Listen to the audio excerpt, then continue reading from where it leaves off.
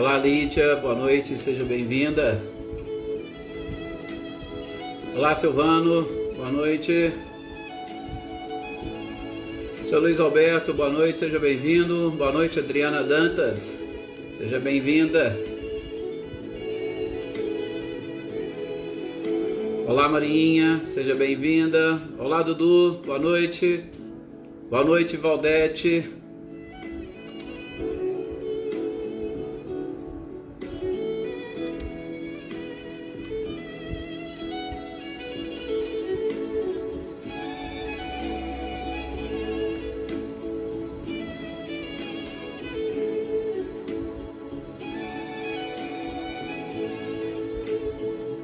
Olá, Ricardinho, Lúcia, boa noite, seja bem-vindo.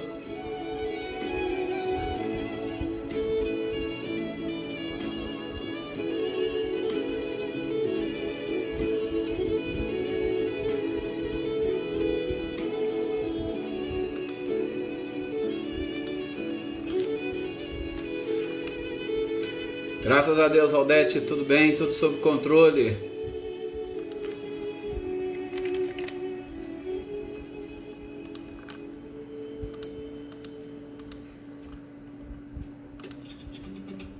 Olá, Claudionor, boa noite, seja bem-vindo. Joana Oliveira, Adaí, Patrícia, olá. Luísa, boa noite, tudo bem?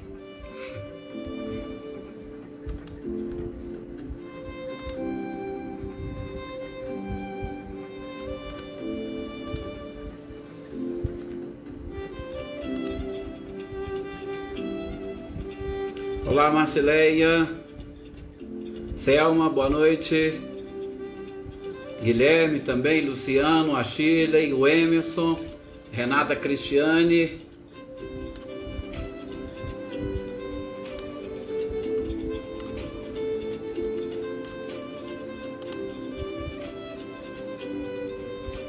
Renata Gomes também, boa noite.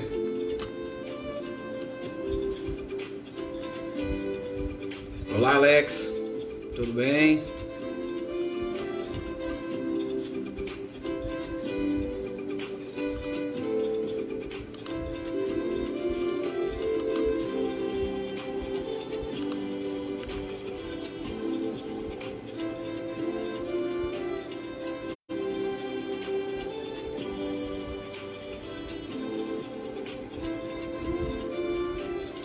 Eu vou ver aqui. Qualquer coisa, se melhorar aí, você me fala. Seu Luiz, deixa eu só mexer aqui.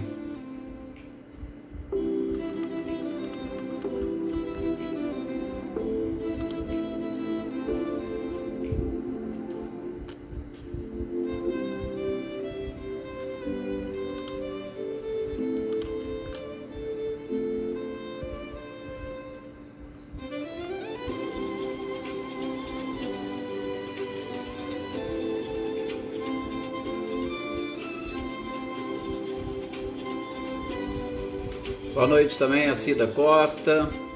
Boa noite para a Josi Oliveira.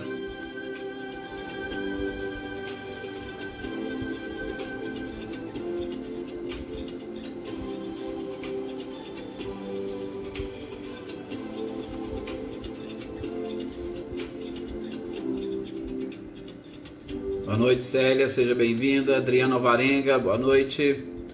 Valdileia, boa noite, Dona Luzia. Olá, Vilma, boa noite. Rita, boa noite para você, toda a família. Francisca Helena, boa noite. Boa noite também, Maí. Será que melhorou agora, seu Luiz?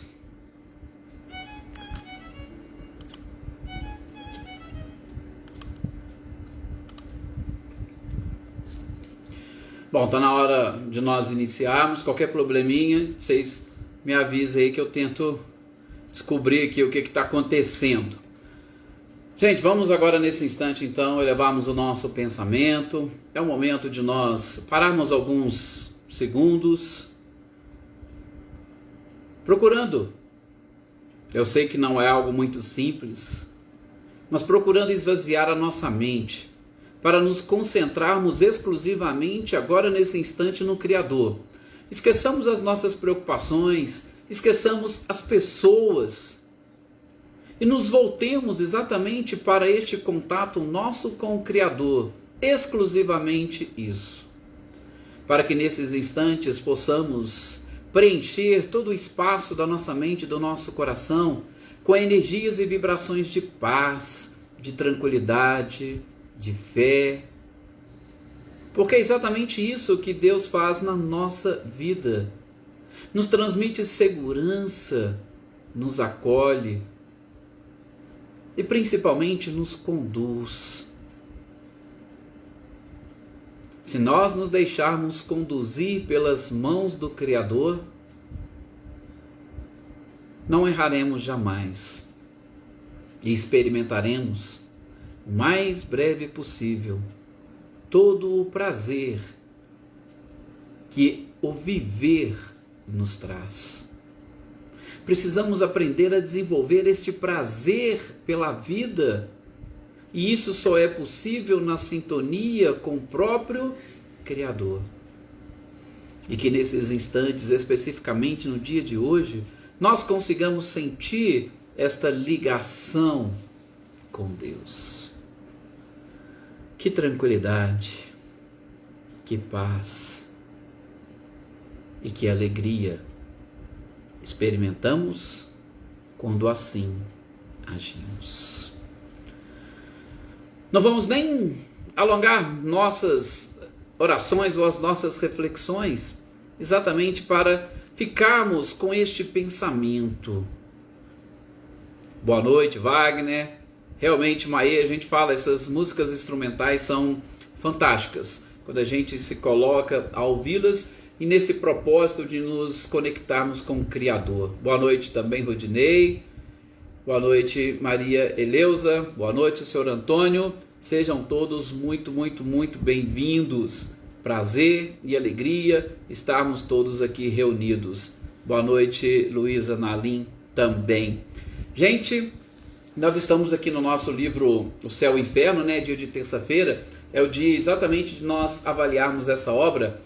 E vocês sabem que é também, assim como as outras, uma obra fantástica, porque ela procura exatamente trazer para nós ou nos apresentar algumas informações sobre a sequência da nossa própria vida e aquela sequência que as religiões até então ainda não haviam descoberto. E agora a gente tem a oportunidade. Não sei se vocês se recordam. Obrigado, seu Luiz. Obrigado que deu certo e melhorou. Obrigado pelo feedback. E nós terminamos na semana passada de estudarmos os espíritos que desencarnaram na condição de felizes. Terminamos de ver e de estudar as características que eles apresentavam deles mesmos, né? Olha, por que eu desencarnei na condição de feliz? Quais foram as circunstâncias? Quais as qualidades por eles desenvolvidas? E nós identificamos principalmente a abnegação, que é o total desinteresse, principalmente pelas coisas que nos prendem à matéria. Nós vimos também a resignação, que é algo que nós precisamos aprender a desenvolver, e isso acontece principalmente quando a gente entende todos os mecanismos da vida, e é claro, a submissão à vontade de Deus, que infelizmente muitos de nós temos essa dificuldade de nos submetermos à vontade de Deus.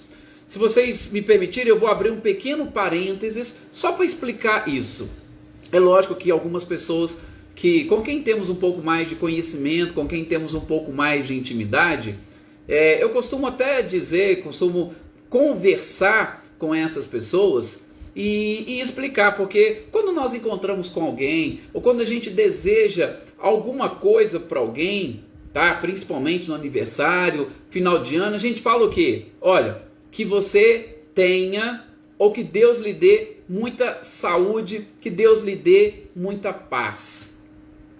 E aí, inclusive, esse final de semana mesmo eu estava conversando com os amigos, e aí, pessoas com quem eu tenho mais intimidade, aí eu falei, mas por que você deseja e quer a saúde? Porque e aí já foi minha opinião, eu entendo que o que nós mais precisamos desenvolver em nós é a fé. A fé é exatamente aquela certeza de Deus e de suas leis, sobretudo a certeza da perfeição das suas leis. Então, quando a gente vai falar nessa submissão à vontade de Deus, é importante nós sabermos e desenvolvermos a fé. Ah, mas aí eles falaram, mas porque não sei o que e tal, se você tiver saúde, o resto você corre atrás. Aí eu questionei, mas peraí, a doença seria então o quê? Um castigo de Deus? Quando, infelizmente, nós precisamos ser experimentados pela doença, como é que fica a nossa relação com o Criador? Por isso, em alguns momentos, quando nós somos assolados pela dor, ou nossa, ou de algum familiar, mesmo assim nós temos que manter a nossa submissão à vontade de Deus, porque aquilo é uma necessidade para o espírito. Deus, na sua perfeição infinita, na sua bondade, na sua misericórdia, não permitiria que alguém pudesse experimentar a dor e um sofrimento sem uma necessidade, sem uma finalidade.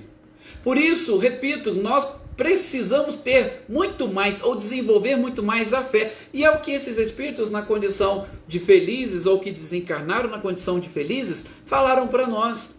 Submissão à vontade de Deus, não importa qual seja esta vontade, seja na saúde, seja na doença, seja na alegria, seja na tristeza.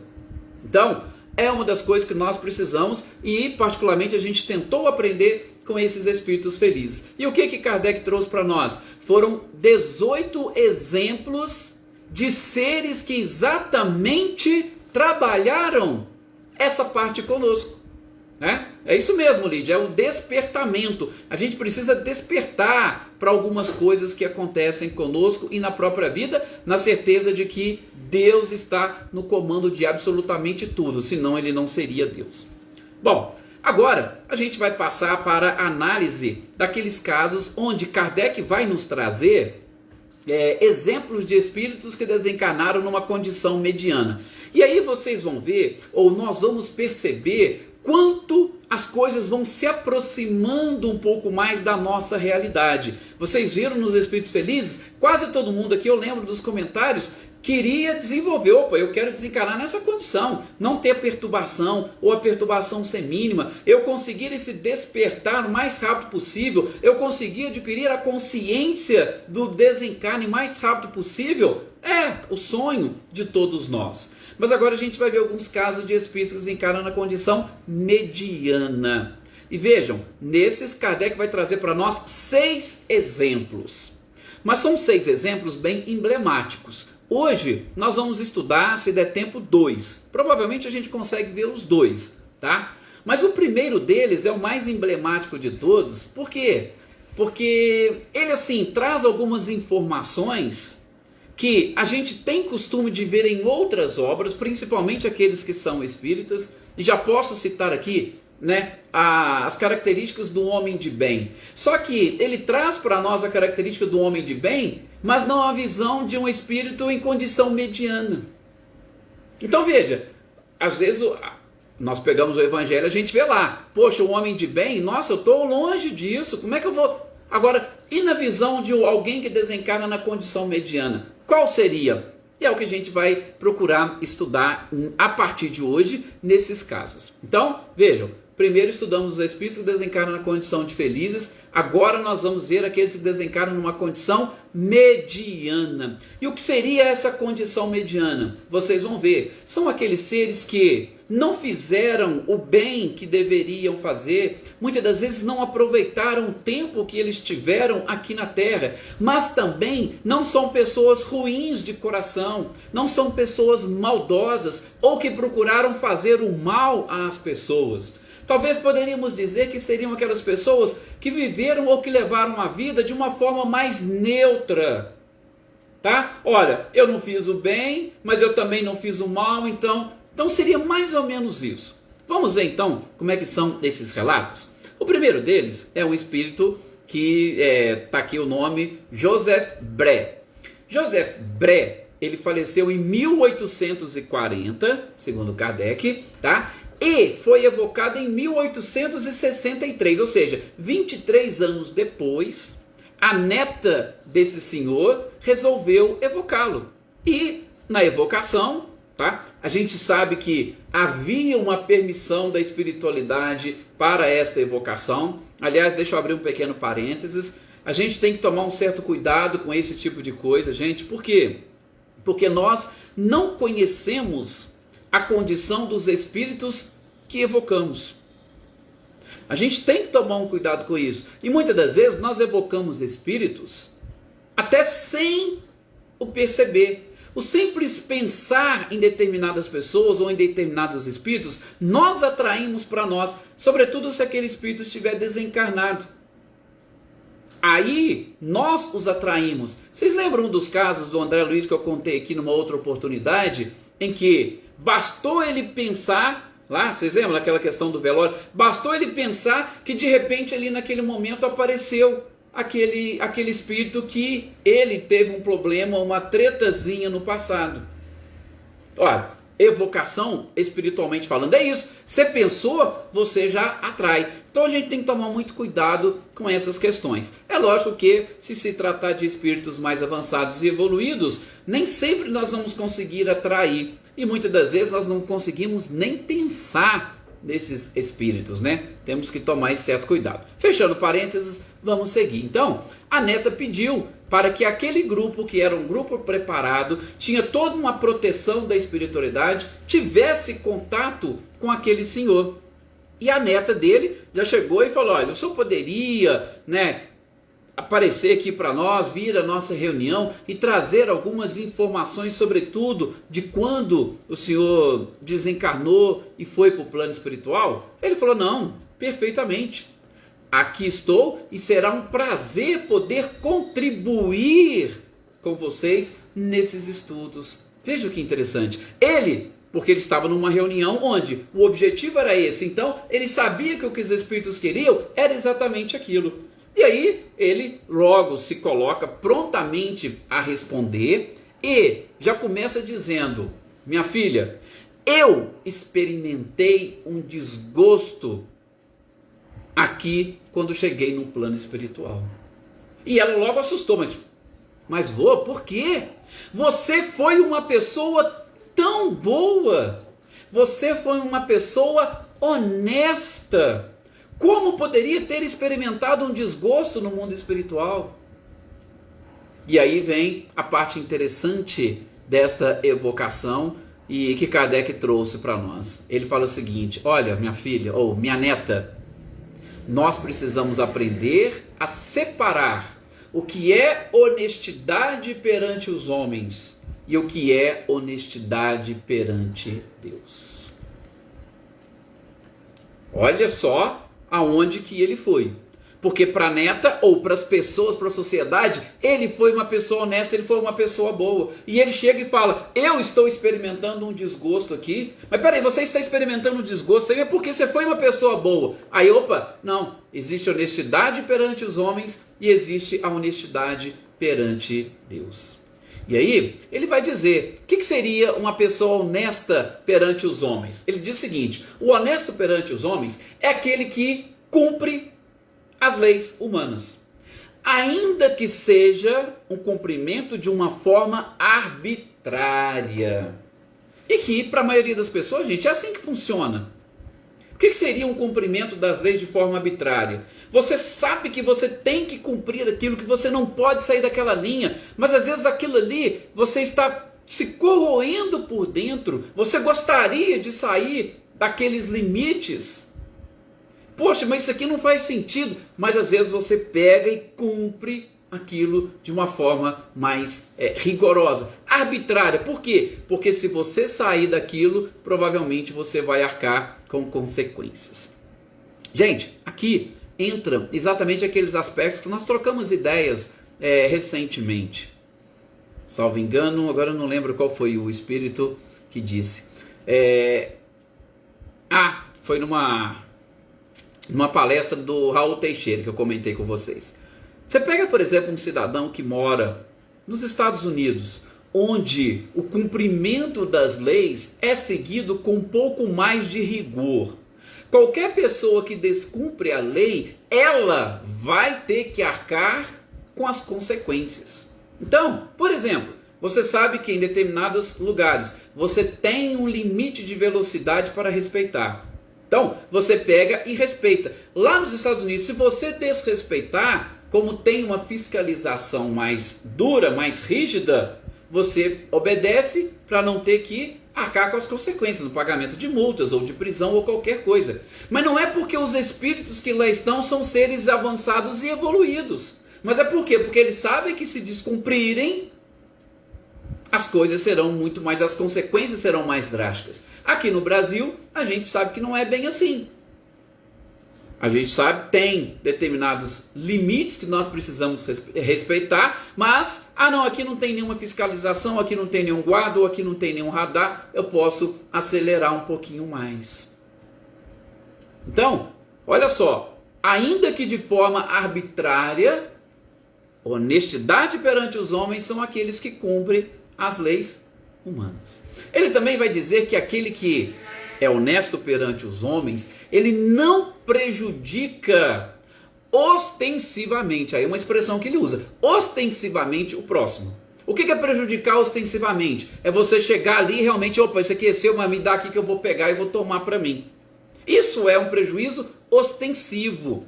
Então, ele quer dizer o seguinte, que se você não prejudicou ostensivamente o seu próximo, você é considerado honesto perante os homens.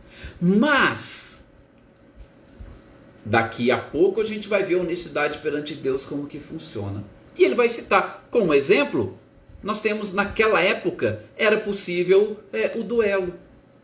O duelo não era perante a sociedade algo ruim e negativo. Você defender a sua honra, matar alguém para defender a sua honra, não era considerado um crime. Então, se você fez isso, a sociedade te considerava uma pessoa honesta perante os homens. Tá? Ou, se você tentasse, vamos citar aqueles exemplos, né? Você está querendo a vaga de alguém no emprego. Ou, se você está querendo a esposa de alguém ou o marido de alguém, você não vai lá e vai roubar o marido, vai roubar a vaga, mas você vai usar de artifícios que as pessoas desconhecem e nem vão descobrir para poder afastar, por exemplo, o amor daquela pessoa, ou para levar uma crítica ao chefe, para o chefe pegar e escolher um outro. Você não prejudicou ostensivamente, então as pessoas não sabem que você utilizou de algum artifício para chegar naquele lugar ou para conquistar determinada pessoa. Então, perante a sociedade, você é uma pessoa honesta. Ninguém viu você burlando nenhum tipo de lei para atingir o seu objetivo. Ser honesto perante os homens é você estar em dia com a opinião pública. Só isso. Opa, você está bem? Não, as pessoas. Não, quem é fulano? Não, fulano aqui é uma pessoa boa. Ixi, trata bem os vizinhos e tal, não tem problema nenhum. A opinião pública. O que os outros pensam de você. Nossa, uma pessoa excelente. Isso é ser honesto perante os homens. Enfim, ele diz, é você não ficar devendo nada para a humanidade. Você não ficar devendo nada para a sociedade. Pronto, é pessoa honesta perante os homens. Aí vem o detalhe que ele diz, tá? Principalmente mais no final da sua mensagem, antes até de adentrarmos essa parte, ele fala, eu estou aqui para confessar para vocês, para esta assembleia, e principalmente para que vocês depois levem para os outros, e eu estou confessando sem vergonha, sem me corar, porque tem gente que vai confessar, mas eu estou aqui confessando sem corar, que ele faltou com os deveres para com Deus. Ele foi honesto para com os homens, mas ele não foi honesto para com Deus. Vejamos então o que, na visão dele, ele coloca como honestidade perante Deus. E como eu disse para vocês, fazendo uma análise, uma leitura, né, desse texto, eu consegui identificar ali algumas das características do homem de bem, mas algumas das características do homem de bem na visão de um espírito mediano. Tá? Então assim, ele não vai colocar aquelas coisas fantásticas que a gente está acostumado a ouvir, que você tem que ser verdadeiramente um santo para ser honesto perante Deus. Mas ele vai colocar, por exemplo, você não transgredir as leis divinas. E aí quando ele coloca essa questão, e eu quando vou fazer as leituras, eu tenho essa facilidade, né? Eu viajo em determinados questionamentos, exatamente ampliando as reflexões. Então ele falou, olha, não transgredir as leis divinas. Mas eu pergunto, nós conhecemos as leis divinas? Se nós perguntarmos para cada um de vocês, ou se vocês se perguntarem, vocês conhecem as leis divinas? Alguns, por influência da própria religião, vão dizer o seguinte, não, as leis divinas se resumem no amar a Deus sobre todas as coisas e amar ao nosso próximo como a nós mesmos. Perfeitamente, isso sim. Mas você tem consciência de como que você vai cumprir isso? Sugiro, e aí na sequência dos nossos estudos nós vamos ver, sobretudo às quintas-feiras, quando nós estudamos o Livro dos Espíritos. Mais para frente, lá na terceira parte do Livro dos Espíritos, nós estamos no início da segunda parte ainda, né? Lá na terceira parte do Livro dos Espíritos, nós vamos ver as leis morais. E essas leis morais dizem respeito a algumas informações e conhecimentos sobre essas leis divinas. E, de modo muito especial, o que traz a questão 621, onde Kardec pergunta, onde estão escritas as leis divinas? E a espiritualidade responde, na consciência. Ou seja, você não transgredir as leis divinas é você agir de acordo com a sua própria consciência. Poderia dizer isso aqui a grosso modo para vocês. Você está agindo de acordo com a sua própria consciência? A sua consciência está aprovando isso que você está fazendo? Tá, então você está agindo de acordo com as leis divinas. Ainda que a sua interpretação de leis divinas seja um pouco equivocada pelo seu grau evolutivo, mas você está cumprindo as leis divinas. Quando você aprender ou ampliar a sua interpretação dessas leis, que está na sua consciência, aquilo já não vai mais ser para você um cumprimento às leis divinas. Tudo bem. Mas enquanto você está seguindo a sua consciência, o seu grau evolutivo, você está no caminho certo, podemos assim dizer. Então, primeiro, não transgredir as leis divinas. E o parâmetro que Jesus passou para nós, fantástico. Aliás, infalível. Quando é que eu sei que eu estou agindo de acordo com a minha consciência e que a minha consciência está também no mesmo nível ou patamar das leis divinas? Quando eu faço aos outros aquilo que eu gostaria que os outros me fizessem. Gente, não tem guia ou parâmetro mais seguro do que isso. Jesus conseguiu resumir aquilo que os filósofos estudam há muitos anos sobre esse tema justiça. A filosofia estuda justiça desde os primórdios, desde a sua origem. Se desde a sua origem nós estudamos a filosofia estuda o que vem a ser justiça, Jesus resumiu esta justiça nessa expressão. E aqui eu estou falando de justiça como uma lei divina, ou a justiça como uma virtude, ou a justiça como um sentimento. Simples. Tá? O Sr. Luiz, você está querendo saber qual capítulo que é? É o capítulo 3 da segunda parte do livro Céu e Inferno, que a gente está estudando, tá? O capítulo 1 fala sobre a passagem da segunda parte. O capítulo 2 vai falar dos espíritos na condição de felizes. E este capítulo 3 da segunda parte vai falar dos espíritos em condição mediana, ok? Se foi isso que o senhor me perguntou, que às vezes cortou alguma palavrinha aqui. Bom, vamos dar sequência. E aí, ele vai continuar dizendo o seguinte: ser honesto perante Deus é cumprir as suas leis e também é devotar a sua vida ao bem, ou ao bem para o próximo. Só que ele coloca ali a abnegação, Porque muitas vezes as pessoas querem devotar a sua vida ao próximo, mas pensando em algo em troca. Eu vou fazer isso para fulano porque aí eu consigo... Aí a gente lembra daquela passagem de Jesus muito simples. Amai os vossos inimigos, fazei o bem àqueles que vos odeiam e orai por aqueles que vos perseguem e vos caluniam. Bom, beleza. Está lá no início do capítulo 17 do Evangelho segundo o Espiritismo, sede perfeitos. Mas na sequência, Jesus diz, se você amar apenas os seus amigos, que recompensa você quer esperar? Se você, por exemplo, convidar para uma festa somente aqueles que vão poder te convidar para a festa dele depois, que mérito você está tendo? Qual é o bem que você está fazendo? Nenhum. Você simplesmente está trocando favores. Então, ele diz, com abnegação, devote ao próximo bem. Faça o bem ao outro sem esperar nada em troca. Isso é ser honesto perante Deus.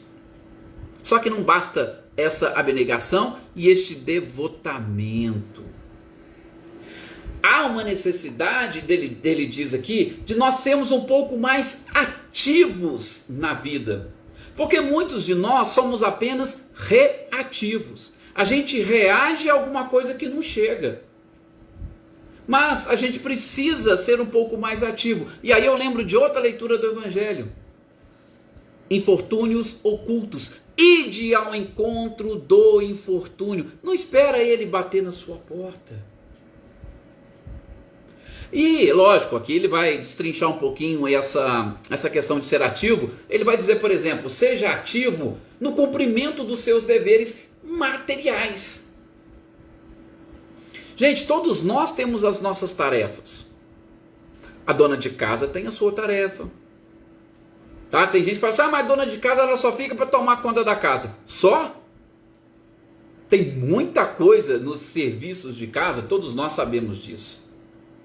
Então, ele diz o seguinte, seja ativo no cumprimento dos seus deveres materiais. Como é que eu posso ser ativo no cumprimento dos meus deveres? Ele diz o seguinte, que o seu exemplo, ou sua forma de agir, sirva de exemplo para os outros. Porque quantas pessoas que vocês conhecem que são cumpridoras efetivas dos seus deveres no local de trabalho? Em todos os sentidos.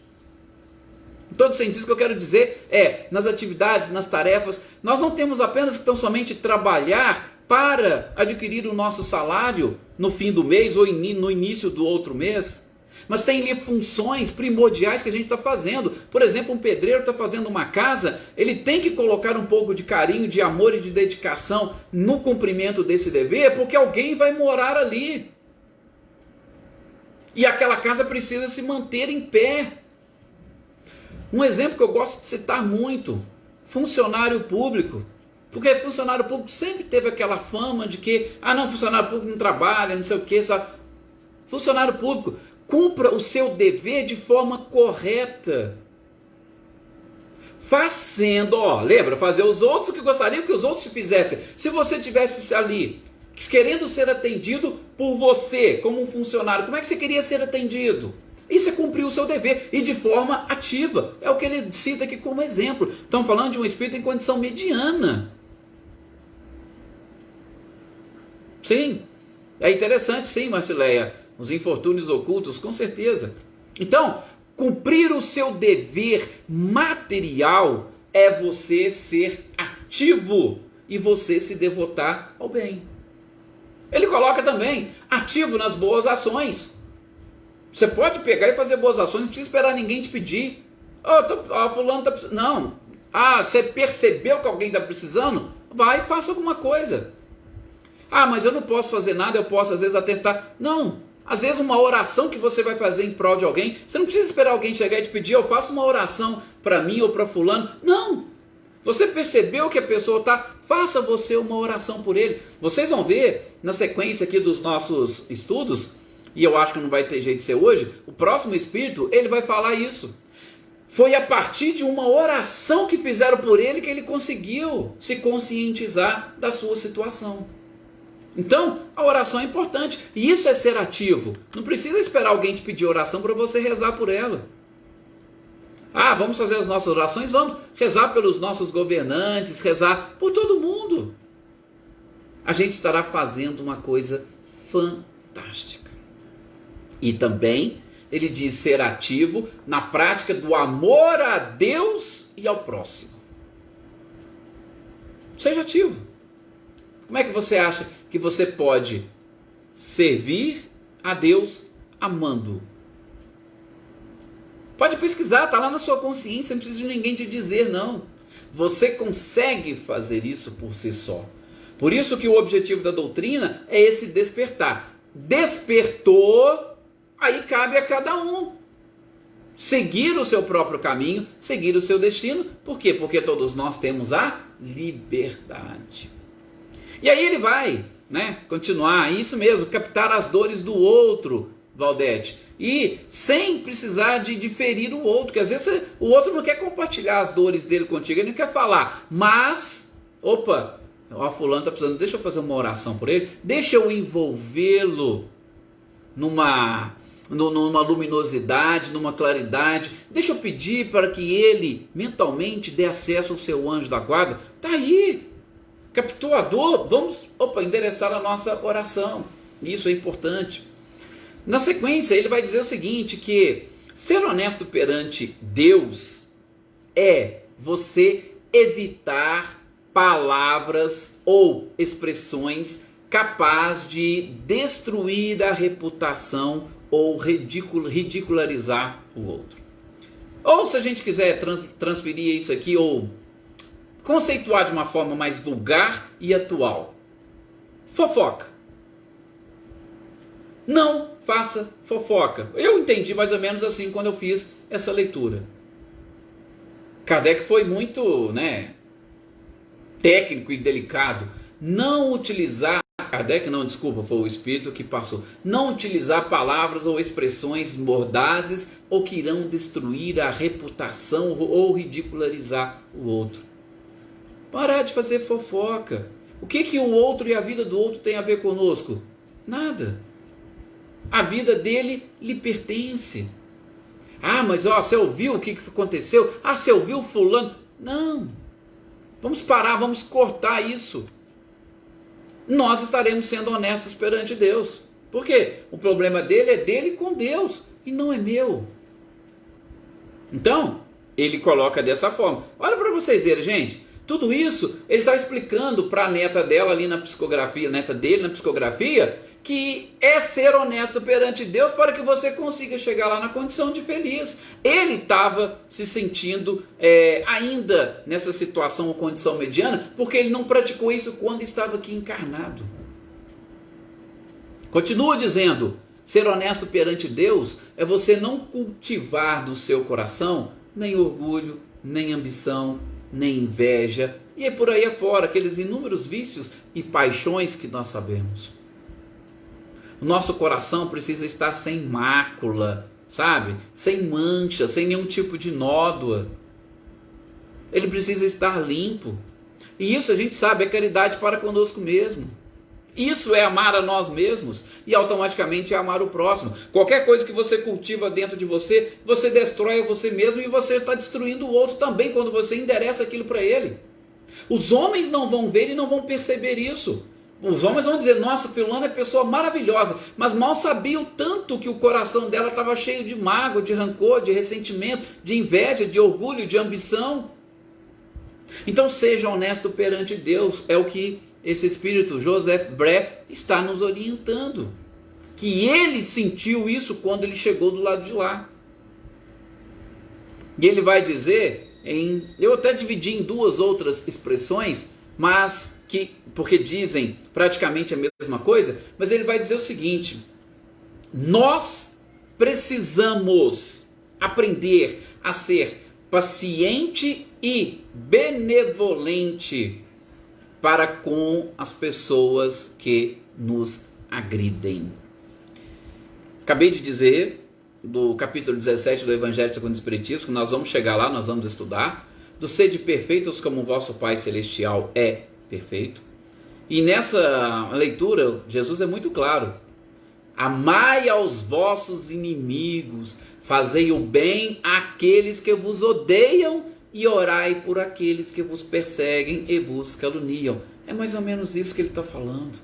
Sejamos pacientes e benevolentes Por quê? Porque o outro pode não ter atingido o patamar de conscientização ou de despertamento que nós atingimos.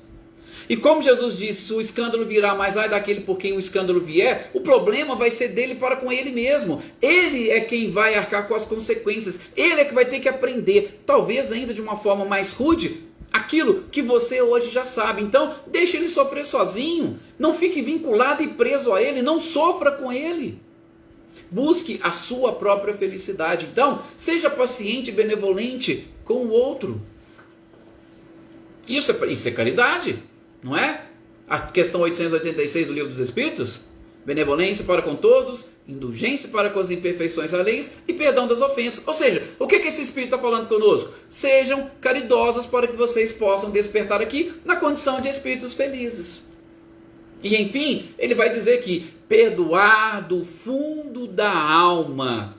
Mas é um perdão, ele diz, sem esforço e sem ostentação. Pronto. Se você fizer isso, de novo, seu coração estará limpo, a sua consciência estará tranquila, e aí você não vai ter nada que vai te prender nesses momentos finais do seu retorno à pátria espiritual. E aí o alerta, como ele fecha, né, a questão. Até a Ana Cristina coloca aqui, não é fácil com tanta maldade. Concordo, Ana Cristina, mas reflita bem. Quem está prejudicando quem? Concordo contigo que o nosso mundo, infelizmente, ainda não existe um despertar coletivo. Mas a gente tem que buscar o despertar individual. E descobrir que isso acaba fazendo mal para quem pensa, para quem não perdoa, para quem não é paciente. É isso que a gente precisa aprender. Esses estudos que nós estamos fazendo aqui, essa leitura das obras de Kardec, é isso que eles estão tentando despertar em nós. Jesus disse que você instale o reino dos céus dentro do seu coração. Mas você acha que dentro do seu coração, o reino dos céus, ele é possível com mágoa, rancor, ressentimento? Não, não é possível. Por isso que a gente tem que eliminar. Eu sei que é um trabalho complexo. Complicado talvez. Mas só depende exclusivamente de nós. Por quê? Porque ninguém manda naquilo que vai dentro de nós. Só a gente mesmo. Só para fechar aqui, por conta do nosso horário, ele diz o seguinte, passando o alerta, falou para a neta dele, espalhe essa notícia, tá? Espalhe e diga às pessoas, se aqueles que ainda encontram-se com a consciência onerada querem uma situação melhor, fala para que todos eles, através das obras, ele deixa isso claro e eu grifei nos meus resumos aqui, através das obras, fala para que eles busquem a misericórdia de Deus, através das obras. E assim, a gente fecha este primeiro caso do espírito em condição mediana, Joseph Bré, e que vocês tenham conseguido assimilar todas essas informações que Kardec colocou aqui neste livro e nessa obra. No nosso próximo encontro a gente dá sequência aos espíritos nessa condição. Muito obrigado a todos pelo carinho, pela participação. Tenham todos uma excelente noite.